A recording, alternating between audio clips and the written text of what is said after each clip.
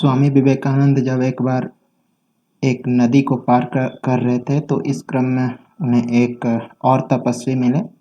और जब विवेकानंद ने नदी को पार करने के लिए नाविकों को खोजा, नाव वालों को खोजा, तो इसी बीच वो एक और तपस्वी उनके पास आते हैं और विवेकानंद से कहते हैं कि आप वही विवेकानंद है ना जो 1893 ईस्वी में शिकागो में विश्व हिंदू महासभा की जो एक बैठक हुई थी उसमें आपने पार्टिसिपेट किया था। तो ये इन्होंने बोला कि जी हाँ, मैं वही विवेकानंद हूँ। तो इस क्रम में विवेकानंद को आश्चर्य लगा कि ये ऐसा बात क्यों पूछ रहा है। तो वो तपस्वी उनके बाद विवेकानंद को बोलता है कि आप इतने बड़े लोग हैं, आपका इतना बड़ा व्यक्तित्व है और आप इस नदी को पार करने के लिए नाविक को खोज रहे हैं। तो देखिए, मैं आपको दिखाता हूँ कि इस नदी को मैं कैसे पार करता हूँ। और वो उछलते कूदते हुए उस नदी के उस पार वो तपस्वी चला गया, विवेकानंद के अलावा जो दूसरा था। तो विवेकानंद इसको देख के बड़ा अचरज में पड़ गए कि ये कैसे पार कर लिया। तो फिर उन्होंने तपस्वी से पूछा, विवेकानंद जी ने, कि तपस्वी जी, आपने यह सिद्धि कितने वर्षों में प्राप्त की। तो विवेकानंद को जो जवाब दिया गया तपस्वी के द्वारा वो था कि मैंने 40 साल तपस्या की और तत्पश्चात मैंने ये प्रसिद्धि प्राप्त की। तो विवेकानंद ने कहा कि जो यही तो बात है कि आपने एक छोटे से काम के लिए जो 2-4 पैसे में किए जा सकते थे नाविकों को देकर, उसके लिए आपने 40 वर्षों का समय आपने गंवा दिया। तो इसका क्या मतलब हुआ?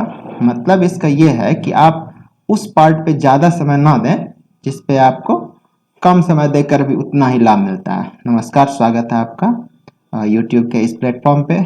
आज जो हम इस वीडियो में बात करेंगे वो बीपीएससी परीक्षा के जो एक प्रारंभिक चरण है और इसमें जो प्री एग्जाम जो कंडक्ट किए जाते हैं बीपीएससी के द्वारा, तत्पश्चात ही आप मुख्य परीक्षा और साक्षात्कार में अपीयर होते हैं। तो आज मैं प्री एग्जाम से रिलेटेड कुछ तथ्यों को आपके जहन में बैठाना चाहूँगा और तत्पश्चात जो अगला वीडियो होगा वो हमारी मुख्य परीक्षा से संबंधित होगा और उसमें मैं जीएस पेपर 2 को क्रमवार रूप से डिस्कस करूँगा। तो सबसे पहले प्री एग्जाम, और इसमें आपको स्ट्रेटजी इस प्रकार की करनी है जो मैं अभी बताऊँगा, या आपकी अपनी स्ट्रेटजी है तो वो और बढ़िया है कि 100 से अधिक स्कोर जो है आप इन बिंदुओं को ध्यान में रखें तो फोकस तैयारी आपका होगा प्रारंभिक परीक्षा में। तो सबसे पहले मैं इस वीडियो को और आगे बढ़ाने से पूर्व कुछ मार्कशीट आपके सामने रखना चाहूँगा। और ये मार्कशीट आप यहाँ पे देखिए, ये है 63rd जो बीपीएससी जिसमें मेरा फाइनल हुआ, उसमें ये देखिए यहाँ पे प्राप्तांक 104 अंक मिले हैं और अनरिजर्व्ड के लिए जो यहाँ पे कट ऑफ है वहाँ पे आपको 96 दिखाई देगा। और इसी क्रम में आप एक और मार्कशीट को देखिए, ये है 64th का, जिनकी अभी मुख्य परीक्षा का रिजल्ट आना अभी शेष है और इसके प्राप्तांक जो मेरे थे 110 थे। तो आप इस स्ट्रेटजी को जो अभी मैं बता रहा हूँ उस पर फोकस करके तैयारी करें तो इजीली आप 100 से अधिक अंक प्राप्त कर सकते हैं। तो चलिए पहले हम बात करते हैं फर्स्ट सब्जेक्ट की, जो है केमिस्ट्री। केमिस्ट्री से 20 से 22 क्वेश्चंस पूछे जाते हैं हर साल, और ये क्वेश्चंस बहुत टफ किस्म के नहीं होते बल्कि बहुत ही नेचर में इजी होते हैं। तो जिन्होंने मैथ साइंस लेके पढ़ा है या जिनका भी किसी रूप में साइंस रहा है वो यहाँ से इजीली क्वेश्चन कर पाते हैं, और जो नहीं कर पाते हैं उसके लिए थोड़ा जो इसमें सोर्स को आपको अपनाना है वो है कि एक तो आप ल्यूसेंट की किताब को अपनाएं ही, जो ल्यूसेंट वो ऑब्जेक्टिव ल्यूसेंट नहीं, जो एक सब्जेक्टिव फॉर्म में लिखा हुआ ल्यूसेंट है, उसके केमिस्ट्री पोर्शन जो मुश्किल से 25 से 30 पेज के हैं, तो उसको आप करने के साथ साथ एक एसपीडी की साइंस जाती है रेलवे के लिए, एसपीडी, उसमें वो समान विज्ञान रहता है, तो उसके केमिस्ट्री पोर्शन को यदि आप वहाँ से कर लेते हैं तो मुश्किल से 30 पेज वहाँ से और 10-15 पेज या 20 पेज जो केमिस्ट्री आपका ल्यूसेंट में है उससे कर लेने पे यहाँ से आप 20 से 22 क्वेश्चन को इजीली यहाँ से आप कर सकते हैं। तो ये हो गई बात केमिस्ट्री की। अब यहाँ पे आइए सेकंड पोर्शन की बात करते हैं हिस्ट्री की। ये देखिए हिस्ट्री से कुल मिला के 40 क्वेश्चंस और सबसे अधिक क्वेश्चंस हिस्ट्री से पूछे जाते हैं। और इस हिस्ट्री के जो ये 40 क्वेश्चंस होते हैं वो किसी एक पार्ट से नहीं होते हैं, ज़्यादातर क्वेश्चन मॉडर्न से होता है और फिर बिहार रिलेटेड भी हिस्ट्री का कुछ पोर्शन पूछा जाता है इस क्रम में। तो इसके लिए आप 2-3 सोर्स को यहाँ पे अपनाएं। एक ल्यूसेंट जो आपके पास सब्जेक्टिव फॉर्म में है, तो उस ल्यूसेंट के तीनों पोर्शन जो हिस्ट्री के हैं, चाहे एंशिएंट है, मिडिएवल है और मॉडर्न, उसको पूरा करने के बाद आप एक दो सोर्स को यहाँ से और यूज करें कि एक अरिहंत की एक बिहार सामान्य ज्ञान की पुस्तक आती है और वो पीली कलर की शायद किताब है। तो उसमें उसके जो तीनों सेक्शन है उसमें खास करके जो पोर्शन है पूरे, तो वो बिहार से रिलेटेड बुक है, तो उसके हिस्ट्री सेक्शन को आप पढ़ लें तो वहाँ से आप सभी क्वेश्चंस यहाँ से बना पाएंगे। और एक जो और यहाँ पे सोर्स आपको अपनाना है, चूंकि मॉडर्न से ज़्यादा क्वेश्चंस पूछे जाते हैं, तो आप जो है यहाँ पे विपिन चंद्रा की एक आधुनिक भारत जो है उसको आप ले सकते हैं। उससे क्या होगा कि कुछ जो टफ किस्म के क्वेश्चंस यहाँ से पूछे, कॉन्सेप्चुअल क्वेश्चन पूछे जाते हैं, उसको आप इजीली यहाँ से सॉल्व कर सकते हैं। तो 3 सोर्स इसमें, एक ल्यूसेंट के हिस्ट्री के तीनों सेक्शंस, उसके बाद अरिहंत पब्लिकेशन की बिहार समग्र ज्ञान जो सामान्य ज्ञान है, बिहार सामान्य ज्ञान अरिहंत की, और एक बिपिन चंद्रा की मॉडर्न। अगर ये 3 सोर्स यहाँ पे अपनाते हैं तो यहाँ पे 40 में आप 33 से 34 क्वेश्चन वहाँ से इजीली आप कर सकते हैं, या आप अगर अच्छे से पढ़ेंगे तो 40 क्वेश्चन भी वहाँ से किया जा सकता है। अब बात करते हैं पॉलिटी की। तो अब पॉलिटी की बात करें तो पॉलिटी में आप जो ल्यूसेंट में जो पॉलिटी है उसको करने के साथ साथ एम लक्ष्मीकांत के जो शुरुआत के 12 से 15 चैप्टर हैं उसको आप यहाँ से अगर कर लें तो यहाँ से आप पॉलिटी से क्वेश्चंस बना सकते हैं। और पॉलिटी के लिए कुछ आगे हम इसी लेक्चर में और बात करेंगे। तो ये पॉलिटी के लिए ये 2 सोर्स। उसके बाद आप आइए ज्योग्राफी और इन्वायरमेंट। यहाँ से कुल 15 क्वेश्चंस पूछे जाते हैं। 15 क्वेश्चंस यहाँ से पूछे जाते हैं। तो इसमें आपको ल्यूसेंट तो करना ही है और साथ साथ में एक कोई और बुक को आप चूज कर लें उसी प्रकार की किताब, ताकि आप जो है और उस जो आप जो एक नया किताब चूज करेंगे उसके भारत के भूगोल के पार्ट को आप अच्छे से पढ़ें। और कुछ इन्वायरमेंट पोर्शंस तो उसमें होते ही हैं, तो ज्योग्राफी एंड इन्वायरमेंट से 15 क्वेश्चंस आप वहां से कर सकते हैं। अब आप आइए मैथ्स। यहाँ से 10 क्वेश्चंस प्रारंभिक परीक्षा में पूछे जाते हैं। तो कोशिश आपकी ये रहनी चाहिए कि इस 10 में से आपके 8 या 8 से कम तो सही किसी भी हाल में हों आपके। और यहाँ से आप कोशिश करें तो जो मैथ के स्टूडेंट रहे हैं पूर्व में वो तो यहाँ से इजीली कर पाते हैं, लेकिन कभी कभी उनका भी 1-2 गलत हो जाता है। तो यहाँ से आप कोशिश करें कि पूरा का पूरा सही है। और इसके लिए जिनको मैथ में थोड़ी बहुत दिक्कतों का सामना करना पड़ता है वो यहाँ पे अपना सकते हैं। कोई आपको RS अग्रवाल और कोई किताब बनाने की ज़रूरत नहीं है, बल्कि जो CHSL एक एग्ज़ाम होता है जो कंबाइंड हायर सेकेंडरी लेवल 10+2 का जो SSC आयोजित करती है, तो उसके जो प्रीवियस ईयर के कुछ पेपर है, मतलब जैसे 2010 से लेके 13-14 तक के पेपर को आप बना लें, तो अगर उसको आप बना लेते हैं तो उसी किस्म के प्रश्न यहाँ पे पूछे जाते हैं। तो इस 10 क्वेश्चंस को आप यहाँ से कर सकते हैं। अब आप आइए करेंट अफेयर्स। करेंट अफेयर्स से 30 क्वेश्चंस पढ़े जाते हैं, पूछे जाते हैं। और ये जो 30 क्वेश्चंस होते हैं इसके लिए तो काफ़ी सारे सोर्स अवेलेबल हैं, यूट्यूब, ये मैगजीन, वो मैगजीन। लेकिन ठीक है, आप जो पढ़ते हैं उसको तो पढ़िए, लेकिन साथ में जो हम 2 फोकस्ड एरिया को यहाँ पे बता रहे हैं वहाँ से आप अगर कर लें तो 30 में आप अच्छे स्कोर कर सकते हैं। मतलब 22-23 से अधिक क्वेश्चन आप यहाँ से बना सकते हैं। तो इसके लिए जो पहला स्रोत मेरा होगा वो होगा प्रतियोगिता दर्पण की जो मैगजीन आती है उसके 7 से 8 मंथ के मैगजीन को आप पूरा करें।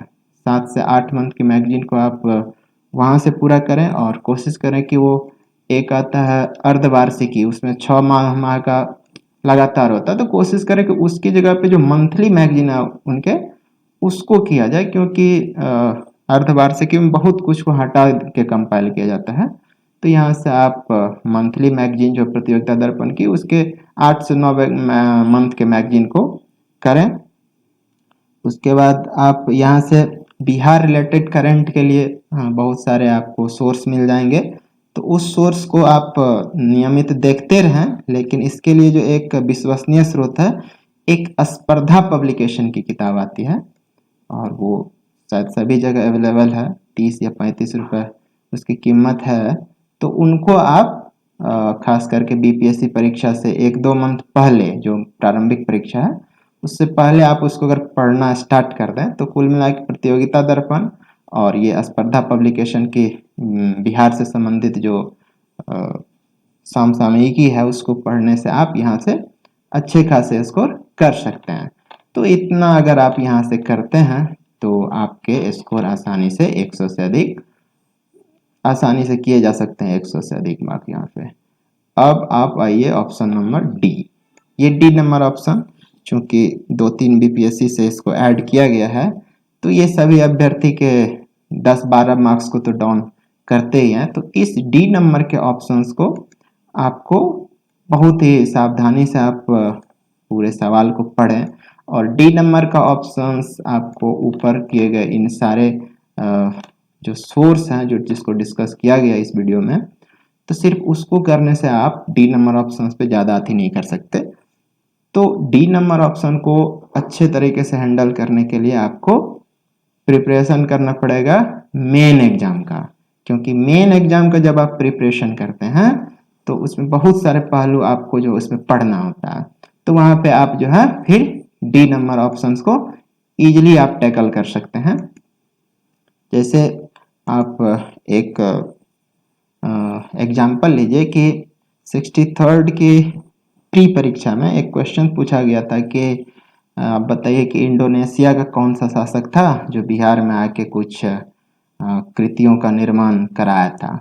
तो इसको आप बहुत जगह खोजेंगे, कोई भी हिस्ट्री के पोर्शन में तो मिलना थोड़ा सा मुश्किल है, लेकिन जब आप मेंस की तैयारी करेंगे उसमें आप जब पाल कला को पढ़ेंगे तो उसमें ये बात आपको पढ़नी है कि जो इंडोनेशिया के शासक थे वो बालपुत्र देव, उन्होंने जो है पाला डायनेस्टी से अनुमति लेके यहाँ पे कुछ स्थलाकृतियों का निर्माण कराया था। तो यहाँ से आप डी नंबर क्वेश्चंस को टैकल कर सकते हैं और डी नंबर बहुत कुछ डिपेंड करता है आपका प्रॉपर पढ़ने का जो तरीका क्या है, कंसेप्ट क्या था, पर डे जो आप पढ़ते हैं उसको कितना समझते हैं। तो डी नंबर ऑप्शन आपका मुख्य रूप से इसीलिए ऐड किया गया था कि एक कमीशन का विद्यार्थी होने के नाते आपका रटने पे ध्यान कम हो, क्योंकि जो स्टूडेंट सिर्फ रटेगा वो डी नंबर ऑप्शन से थोड़े बहुत धोखे खा सकते हैं, क्योंकि उसको प्रत्येक क्वेश्चंस में ही लगता है कि इसका हो सकता है कि डी नंबर ऑप्शन हो। और एक बात और, डी नंबर ऑप्शन जैसे इसमें आपको कुछ प्रीवियस ईयर के पेपर देखने हैं 1-2 साल के जो पूछे गए हैं, तो डी नंबर जो आंसर आयोग के द्वारा दिया गया वो लगभग 10 से 15 क्वेश्चंस के दिए गए हैं। तो इसमें आपको क्या करना है, तो बिहार से रिलेटेड जब आप मेंस की तैयारी करेंगे, बिहार के हिस्ट्री के कुछ पोर्शंस को पढ़ेंगे, ज्योग्राफी को पढ़ेंगे, पॉलिटी को पढ़ेंगे, तो वहां से आपको डी नंबर ऑप्शन साफ साफ दिखेगा कि हाँ इसका डी ही होगा। जैसे एक क्वेश्चन पूछा गया था 63rd में ही कि निम्नलिखित में से कौन बिहार के किसान नेता थे। अब देखिए वहां पे आपको बहुत सारे नेताओं के बारे में जब आप मेंस की तैयारी करेंगे तो वहां पे असहयोग आंदोलन, भारत छोड़ो आंदोलन जो भी आप पढ़ेंगे, बहुत सारे किसान नेताओं का वर्णन आपको मिलेगा। जैसे राजकुमार शुक्ल का मिलेगा या फिर एक राहुल संकृत्यायन का मिलेगा। इसी प्रकार से आप अनुग्रह नारायण के बारे में पढ़ते हैं, डॉक्टर राजेंद्र प्रसाद के बारे में पढ़ते हैं, डॉक्टर श्री कृष्ण के बारे में पढ़ते हैं। तो वहां पे जब आप पढ़ते हैं तो इन नेताओं का कहीं ना कहीं संबंध जो है किसानों से था। तो जब आप मुख्य परीक्षा की तैयारी करते हैं मेनली, तो आप डी नंबर ऑप्शंस को वहां पे टिक कर देंगे कि हाँ इसका भी संबंध था, इसका था, इसका था, लेकिन कहीं पे आपको ये नहीं मिलेगा कि ये किसान नेता था, ये किसान नेता नहीं था। क्योंकि किसान नेता मतलब किसान के किसी भी मुद्दा को कभी उठाया वो किसान नेता हो गया। तो डी नंबर ऑप्शंस बहुत कुछ डिपेंड करता है कि आपका पढ़ने का तरीका क्या है, आपने मेंस को कितने अच्छे से कवर किया है। तो वो डी नंबर में उनको कोई दिक्कत नहीं, यहाँ पे किसी भी प्रकार का समस्या उसको यहाँ पे नहीं होता है। अब आप एक और टॉपिक, इसको वैसे डिस्कशन कर ही चुके हैं, how it is related to main exam. तो मेन एग्जाम का वही बात है कि जब आप मेंस का प्रिपरेशन करते हैं तो प्री में आपके 10 से 12 मार्क्स यहाँ से बढ़ सकते हैं, क्योंकि जब आप मेंस की तैयारी करते हैं तो आपको क्या होगा, तो ये एक डी नंबर ऑप्शंस को आप तो कर ही सकते हैं, और प्रत्येक जो सेक्शन है इसमें जो एक दो क्वेश्चन जो हर एक सेक्शन में पूछे जाते हैं तो वो थोड़े कॉन्सेप्चुअल किस्म के होते हैं। तो उसके लिए जब आप मेंस की तैयारी करते हैं तो उसमें आपको मदद यहाँ पे मिलेगा। जैसे कि आप यहाँ पे पॉलिटी के 20 क्वेश्चन हैं, पॉलिटी को आपने कुछ सोर्स से पढ़ा है, लेकिन पॉलिटी का जब हम डिस्कशन कल से करेंगे या आप जब पढ़े होंगे मेंस एग्जाम के लिए, तो उसमें जब आप पॉलिटी को पढ़ेंगे तो मेंस के फॉर्म में एक व्यापक जो है आप उस पर समझ विकसित किए होंगे। तो उससे आप यहाँ पे कॉन्सेप्चुअल क्वेश्चन को पॉलिटी से यहाँ से बना सकते हैं। तो इस प्रकार से संबंधित हो गया मेंस, भी प्री से संबंधित हो गया। उसी प्रकार से जब आप हिस्ट्री क्वेश्चंस को बनाएंगे तो एक दो क्वेश्चंस आपको यहाँ से ऐसे मिलेंगे जो कॉन्सेप्चुअल होंगे। तो वो कैसे आप उसको बना सकते हैं, तो जब आप मेंस की तैयारी करेंगे बीपीएससी से रिलेटेड तो उससे कुछ आपको मदद यहाँ पे एक दो क्वेश्चन से मिलेगा। तो इसी प्रकार से ज्योग्राफी में भी होगा। करेंट अफेयर्स जब आप पर डे के आर्टिकल को पढ़ेंगे, एडिटोरियल को पढ़ेंगे, उसके प्रॉपर नोट्स को बनाएंगे, तो आपको कहीं ना कहीं वहाँ पे आपको रिकॉल होगा कि ये हाँ शायद ये पढ़े हैं तो इसका ये आंसर हो सकता है। तो बहुत कुछ 10 से 12 क्वेश्चंस आप अपने स्कोर में बढ़ा सकते हैं यदि आप मेंस की तैयारी अच्छे से करते हैं। तो आपको तैयारी मेंस की करनी चाहिए, और मुझे लगता है कि जिसका 10 से 12 मार्क्स से प्री एग्जाम छूट जाता है उससे मैं समझता हूँ कि ऐसा नहीं कि लंबे समय से 6-6 मंथ तैयारी कर रहे हैं प्री का, आप प्री निकाल के भी क्या करेंगे, वो तो सिर्फ क्वालिफाइंग है। और प्री और मेंस के बीच में इतना समय आयोग के द्वारा नहीं दिया जाता कि आप मुख्य परीक्षा की तैयारी बहुत अच्छे तरीके से कर सकें। तो जिसका 10 मार्क्स से लगभग प्री छूट रहा है तो वो कोशिश करें कि आप तैयारी मुख्य परीक्षा की करें, ताकि आप जो है प्री में तो आपको 10-12 नंबर का सहयोग मिले ही, साथ ही उसी साल आप मेंस भी अच्छे मार्क्स से पास कर सकें और साक्षात्कार के लिए जा सकें।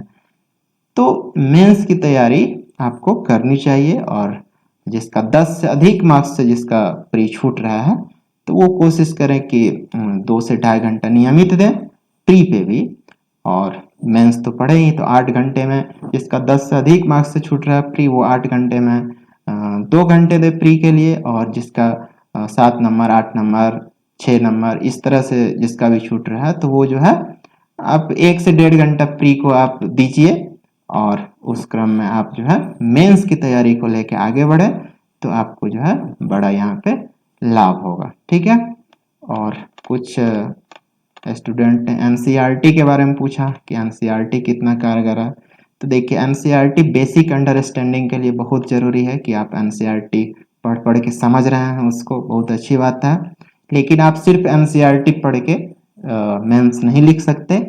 तो एनसीईआरटी बेसिक अंडरस्टैंडिंग के लिए बहुत अच्छी किताब है, आप उसको समय मिलने पे जरूर पढ़ें, और कोशिश करें कि अगर एनसीईआरटी में कुल मिला के 25 से 26 बुक पढ़ने होते हैं किसी भी कमीशन के स्टूडेंट को, तो आप कोशिश करें कि अगर उतना नहीं पढ़ पाए तो उतना अगर नहीं पढ़ पाए तो आपने जो भी ऑप्शनल लिया है, मान लीजिए कि आपका ऑप्शनल है हिस्ट्री, तो हिस्ट्री को 6 to 12 तक पढ़ लें, और अन्य सब के जो बुक है उसको आप 11-12 का पढ़ लें। आपका मान लीजिए कि ऑप्शनल है ज्योग्राफी, ज्योग्राफी ऑप्शनल है तो आप 6 to 12 ज्योग्राफी को पढ़ लें एनसीईआरटी से पहले, फिर इस ज्योग्राफी पे आए मुख्य परीक्षा के लिए। तो और अन्य जो एनसीईआरटी होंगे ज्योग्राफी के अलावा उसके आप 11-12 के पोर्शन को पढ़ लीजिए आप।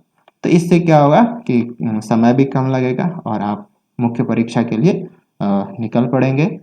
तो इस तरह से आप एनसीईआरटी को इसी अप्रोच के साथ पढ़िए। हाँ, समय मिलने पर एनसीईआरटी को पढ़ें, लेकिन सिर्फ एनसीईआरटी को पढ़ने से आप मेंस की परीक्षा कम से कम बीपीएससी में पास नहीं कर सकते। तो आज का यही सूचना, और शुरू में जो हमने एक किस्से आप सबों के सामने रखा था वो यही था, उनका सीख यही था कि जिस चीज़ को आप जो है कम समय में कर सकते हैं, कम खर्च में कर सकते हैं, उसके लिए आपने इतने सारे टाइम को स्पेंड किया, तो वो अच्छी बात नहीं है। और एक बात और कि बीपीएससी का अगर आप प्री फोकस्ड तैयारी हमेशा करते रहें तो आपको कमीशन और जनरल कोई एग्जाम में कोई अंतर आपको नहीं दिखेगा। तो क्योंकि ये थोड़ा ज़्यादा बोरिंग है, क्योंकि रटना पड़ता है, इसमें समझने के लिए बहुत कुछ नहीं मिलता आपको प्री में। बीपीएससी से संबंधित अगर प्री की बात करें तो इसमें आपको बहुत कुछ रटने का चीज़ है, तो आप वहाँ पे थोड़े बोर हो सकते हैं तैयारी क्रम में। तो आप तैयारी जो है मुख्य परीक्षा की साथ में करें और फिर इसी तरह से आगे बढ़ें।